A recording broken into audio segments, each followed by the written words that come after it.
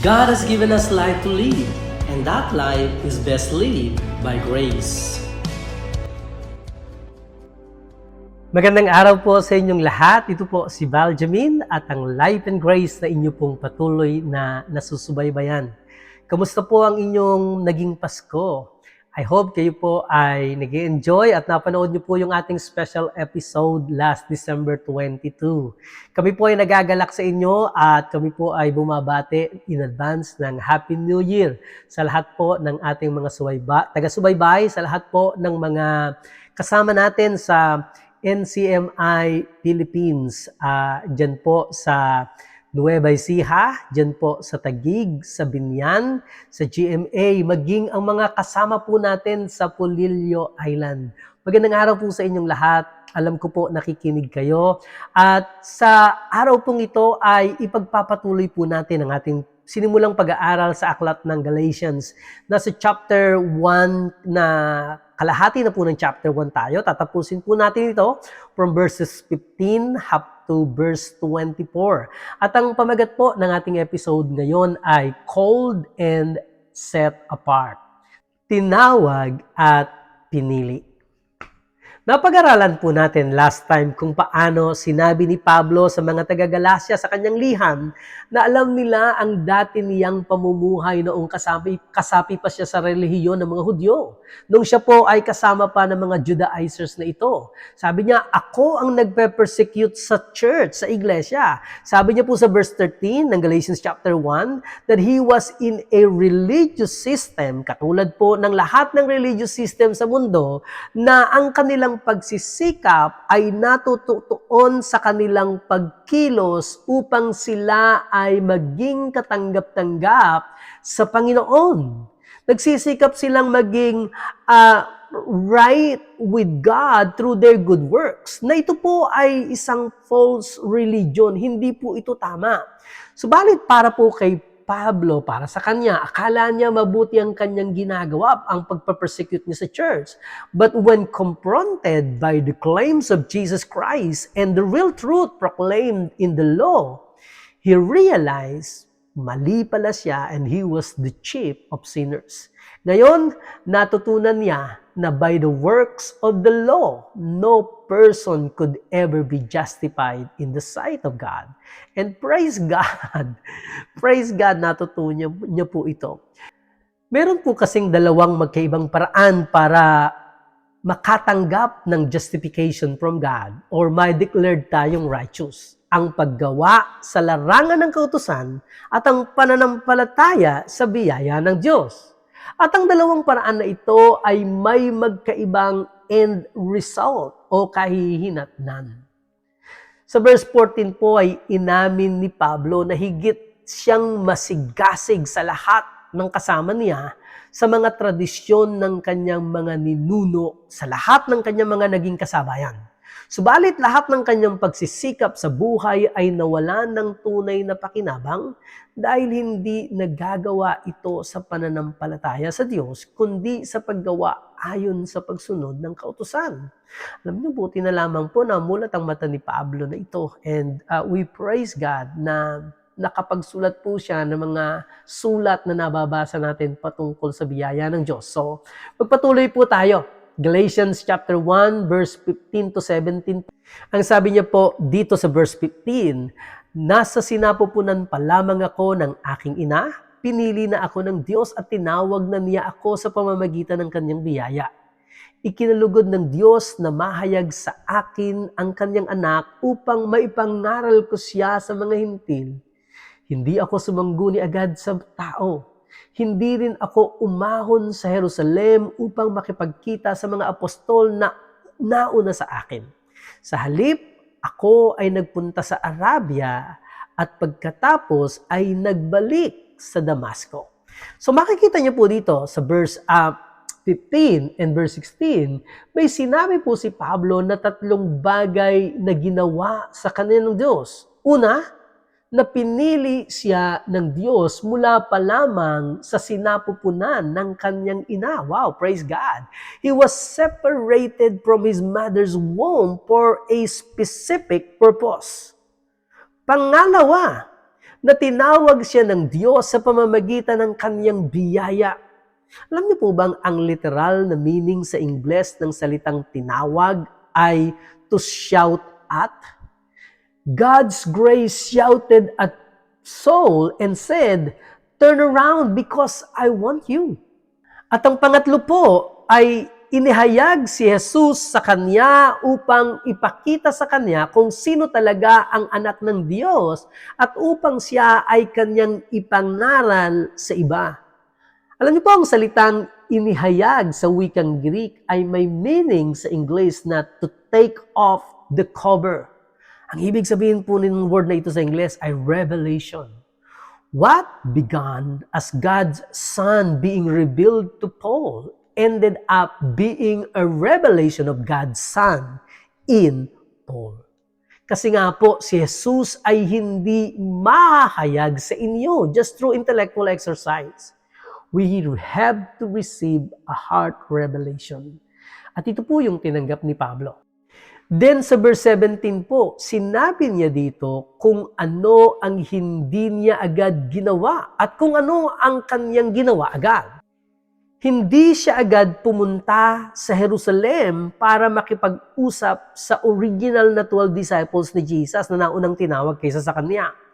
Ang ginawa niya ay nagpunta siya sa desert ng Arabia. Maaaring upang mag-aral ng mga kasulatan ng lumang tipan at pagkatapos nito ay nagbalik siya dito sa city of Damascus. He was stressing that the gospel na itinuro niya didn't come from man. Paul didn't sit under someone's ministry and just repeat what he'd been taught. Hindi po ganun. He went directly into the desert and was shut up with God for 3 years. Sasabihin niya ito, babanggitin niya ito sa mga susunod na verse, that God was his teacher. His gospel, this gospel that he preached came straight from God. Alam niyo po, nakaka-amaze na ang scripture is so wonderful to reveal that he was separated unto God's service from his mother's womb. Na si Pablo, sabi niya, nasa tiyan pa lamang ako ng aking ina ay inhiwalay na ako para sa panawagan ng Diyos sa kanyang buhay. Alam niyo po, hindi lamang naman po si Pablo ang may ganitong karanasan sa Diyos. Sinabi din po itong mga katagang ito patungkol kay Isaiah. Sa Isaiah chapter 49 verse 1, binanggit po dito na ang Diyos ang binanggit ng Diyos ang kanyang pangalan. Nasa tiyan pa lamang siya ng kanyang nanay. Si Jeremiah po, sa Jeremiah chapter 1 verse 5, "Before you were born, I ordained you as a prophet." Sabi po sa kanya ng Panginoon. At si John the Baptist, kung matatandaan niyo po sa Luke chapter 1 verse 15, na sabi po doon ay mapupuspos ng banal na Espiritu sa tiyan pa lamang ng kanyang nanay. At nakatitiyak po tayo na ang lahat ng ito ay totoo rin sa buhay ng ating Panginoong Hesus. Alam niyo po, maging ang ibang part ng scriptures ay nagpapahayag din na each one of us, ang bawat isa sa atin, was specifically designed by God with a purpose. Nilikha tayo ng Diyos na meron siyang specific na layunin para sa atin. Hindi po tayo isang aksidente lamang at hindi lamang tayo basta na lamang ininuwal dito sa mundo. Sabi po ng Psalms chapter 139 from verse 13 to verse 16 ay ganito, "Kilala niyo ako dahil kayo ang lumikha sa akin. Kayo ang humugis sa akin sa sinapupunan ng aking ina. Pinupuri ko kayo dahil kahanga-hanga ang pagkakalikha ninyo sa akin. Nalalaman ko na ang inyong mga gawa ay tunay at nakahanga-hanga. Nakita niyo ang aking mga buto nang ako'y lihim na hugisin sa loob ng sinapupunan ng aking ina. Nakita niyo ako, hindi pa man ako isinisilang. Ang itinakdang mga araw na ako'y mabubuhay ay nakasulat na sa aklat ninyo bago pa man mangyari." Napakaganda pong basahin ito. At ito po ay nagpapahayag na tayong lahat ay kilala ng Diyos. Pero itong si Pablo, si Isaiah, si Jeremiah ay kinilala nila ang katotohanan ito and they have cooperated with God's plan sa kanilang buhay. That God has a pre-designed purpose for each one of us sa atin pong mga buhay. Alam niyo, our gifts, our talents are uniquely designed to accomplish this purpose. Kung makikita mo ang mga gifting mo at ang mga talents mo, ito ay nakadisenyo ng Diyos, dinisenyo ng Diyos para sa specific na layunin niya sa iyong buhay. Gayunpaman, hindi po ito nangangahulugan na wala na tayong sariling kalayaang pumili para sa ating mga sarili. At anuman ang nangyayari sa ating mga buhay ay dahil ito ang kalooban ng Diyos. Hindi po ganun. Ito po ay maling paniniwala. God has a plan for each one of us, but we have the choice to walk in that plan or not. Sabi ng Panginoon, "For I know the plans I have for you. I know the thoughts I have for you, plans to prosper you and to give you hope and to give you a good future." Pero kailangan nating piliing lumakad sa plano na yun. Tayo po yung nagde-decide kung lalakad tayo sa plano ng Diyos o hindi. Kahit na nga po itong si Pablo, na dating si Saulo, na inihiwalay ng Diyos from his mother's womb para mangaral ng salita ng Diyos. Yet, he didn't always walk in that calling. Di po ba naging ano pa nga po siya eh. Siya po yung masugid na naging kalaban ng mga Kristiyano nung araw. At one point pa nga po ng kanyang buhay, naging kalaban pa siya ng mga Kristiyano kasi tinutugis nila mga Kristiyano. Kaya po, kailangan pa uli siyang tawagin at ibukod para sa panawagang ito. Sundan niyo po ako sa Acts chapter 13 verse 2, mga Gawa, kapitulo 13, talatang 2. Ganito po ang sabi. Samantalang sila'y sumasamba sa Panginoon at nag-aayuno, ito po ang iglesia dito po sa Antioch. Sinabi ng Espiritu Santo, ibukod ninyo para sa akin sina Bernabe at Saulo, si Pablo po, sa gawaing itinawag ko sa kanila. Ang pagtawag ng Diyos sa atin ay ayon sa kanyang biyaya, sa kanyang kagandahang loob at hindi ito nakaayon sa ating mga gawa. All of this was given by grace before we had any good actions or any bad actions. Subalit kahit na nga po ang pagtawag ng Diyos ay ayon lamang sa kanyang kagandahang loob, makikita natin si Pablo na maraming na-accomplish at maraming nagawa dahil din po ito sa biyaya ng Diyos. Sabi po ng 1 Corinthians chapter 15 verse 10, ngunit dahil sa kagandahang loob niya, ako'y naging isang apostol at hindi naman nawalan ng kabuluhan ng kaloob niyang ito sa akin. Katunayan, nagpadala ko ng higit kaysa sino man sa kanila. Subalit hindi ito dahil sa sarili kong kakayahan, kundi dahil sa kagandahang loob ng Diyos na nasa akin. Sabi niya, but it is not me, but the grace of God that is in me. So God calls and equips us by grace. We can either take advantage of God's grace or we can prostrate. Ang ibig sabihin, pwede nating baliwalain ang biyaya ng Diyos. It's really up to us. And I hope hindi nyo po babaliwalain ang biyaya ng Diyos. Ang bawat isa sa atin ay mayroong specific na panawagan and our gifts and our talents are ibinigay sa atin na nakadesign upang ma-accomplish natin ang panawagan ng Diyos. I hope sa pagdiskubre mo ng iyong mga talento at mga gifting, magamit mo ito upang masundan mo ang panawagan ng Diyos sa iyong buhay sapagkat dito ka lamang makakatagpo ng tunay na success sa iyong buhay. Sundan po natin, tuloy po natin. Galatia Kapitulo 1, talatang 18 and 19. Pagkatapos ng 3 taon, pumunta ako sa Jerusalem para makipagkita kay Pedro. 2 linggo akong namalagi sa kanya. Wala na akong nakita pang ibang apostol maliban kay Santiago na kapatid ng Panginoon. Dito po sa mga verses na ito, ang 3 taon na binabanggit ni Pablo dito ay maaaring tumutukoy doon sa 3 taon after his conversion na pinuntahan niya po itong si Apostol Pedro sa Jerusalem. And the reason for this visit was to get acquainted with Peter. He stayed with Peter for 15 days, 2 weeks lang po siyang nagstay dito. What I was just trying to say is that he was only with Peter at a very brief period of time. At ganun din kay James na kapatid ni Jesus, and he could not possibly have been instructed fully in the gospel so quickly. Biruin nyo, 2 weeks lamang. Hindi po. Ito po ikapahayagan ng Diyos sa kanya. Dinidiinan dito ni Pablo ang kanyang point na ang gospel was revealed to him not by man, but by God. Tuloy po natin sa verse 20, Galatians chapter 1 verse 20. Totoo ang lahat ng sinasabi ko sa sulat na ito at alam ng Diyos na hindi ako nagsisinungaling. Again, pinalalakas po ni Pablo ang kanyang point sa pagsasabing alam ng Diyos na hindi ako nagsisinungaling. Obvious sa kanya na may nagsisinungaling sa mga taga-Galacia. Ang mga legalistic Jews o ang mga Judaizers na nagtuturo na ang isang tao ay kailangang sumunod sa kautusan ni Moses para maligtas. Sila po ang nanglilinglang sa mga taga-Galacia. Sundan po natin, Galatians chapter 1 verse 21 to 22. Pagkatapos pumunta na ako sa Syria at Cilicia.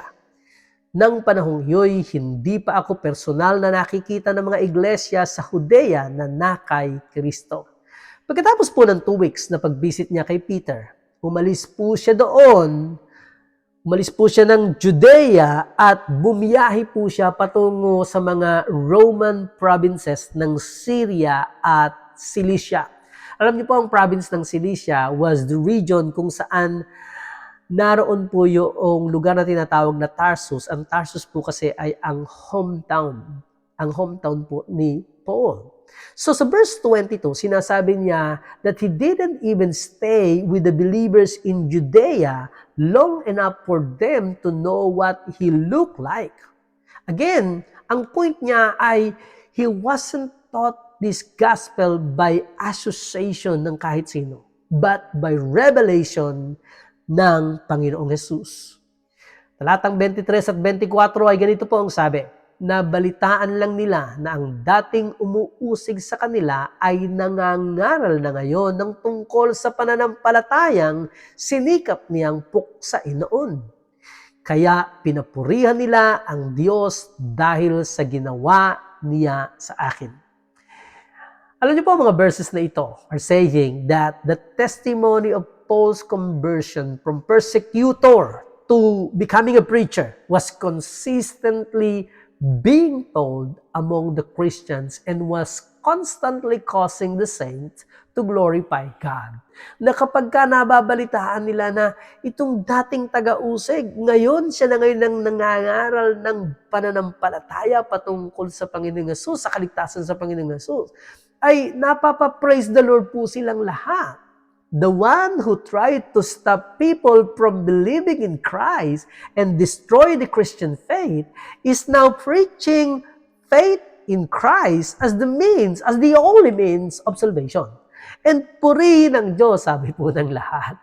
Dito po sa verse 24 na ito, Paul become a trophy of God's grace. Alam niyo po, palagi niyo pong naririnig sa akin ito dito sa Australia at maging sa Pilipinas. When I see isang kapatiran nagpapatuloy sa panawagan ng Diyos sa kanyang buhay at ako po'y nagamit ng Panginoon sa maliit na bagay upang makilala niya ang Panginoon, makilala niya ang biyaya ng Panginoon. Sinasabi kong, you become a trophy of God's grace. And praise God for that.